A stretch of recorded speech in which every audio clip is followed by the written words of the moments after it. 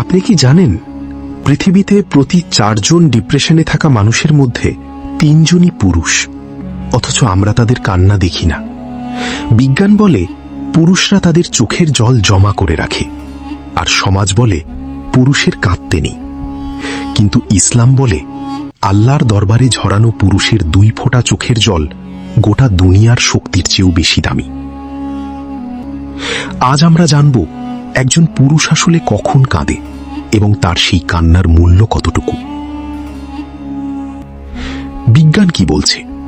জৈবিকভাবেই পুরুষদের শরীরে testosterone hormone বেশি থাকে, যা তাদের আবেগ নিয়ন্ত্রণে অনেকটা ব্রেকের মতো কাজ করে। গবেষণা বলছে পুরুষদের টিয়ার ডাক্ট বা অশ্রুনালী নারীদের তুলনায় ছোট, তাই তাদের সহজে জল আসে না। কিন্তু এর মানে এই নয় যে তাদের কষ্ট নেই। চিকিৎসা বিজ্ঞান বলে যখন একজন পুরুষ তার আবেগ প্রকাশ করতে পারে না, তখন সেই চাপ সরাসরি তার হার্ট এবং মস্তিষ্কে আঘাত করে। পুরুষরা কাঁদে না কারণ তারা শক্ত, বরং তারা কাঁদে না কারণ তাদের ছোটবেলা থেকেই ইমোশনাল রোবট হিসেবে বড় করা হয়। বাস্তবতা আরো কঠিন। একজন পুরুষ ততক্ষণ কাঁদে না যতক্ষণ তার পিঠ দেয়ালে ঠেকে যায়। কল্পনা করুন সেই মানুষটিকে যে সারা দিন রোদে পুড়ে কাজ করে শুধু তার সন্তানের মুখে হাসি ফোটাতে।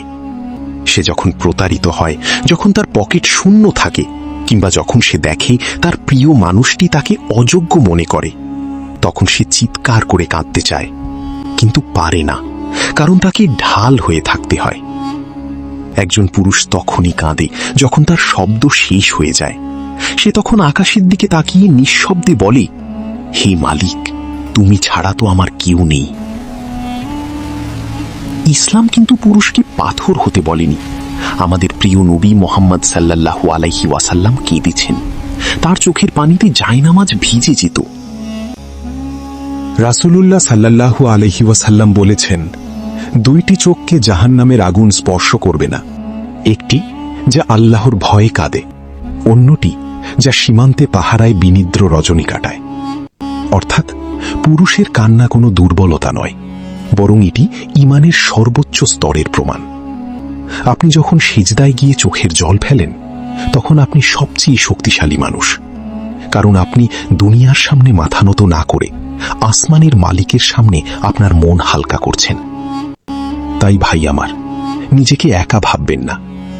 সমাজ আপনাকে শক্ত হতে বলেছে, কিন্তু আল্লাহ আপনাকে বিনয়ী হতে বলেছেন। কষ্ট জমিয়ে রেখে নিজের ভেতরটাকে ছাই বানিয়ে ফেলবেন না। যখন খুব একা লাগবে, জায়নামাজটা বিছিয়ে দিন। মনে রাখবেন, মানুষ আপনার কান্না দেখে হাসতে পারে, কিন্তু আল্লাহ আপনার সেই কান্নার প্রতিটি ফোঁটা দিয়ে আপনার গুনাহ ধুইয়ে দেবেন। আজ এই ভিডিওটা আপনার সেই বন্ধুকে পাঠান যাকে আপনি অনেকদিন হাসতে দেখেননি। তাকে মনে করিয়ে দিন, সে একাকী নয়।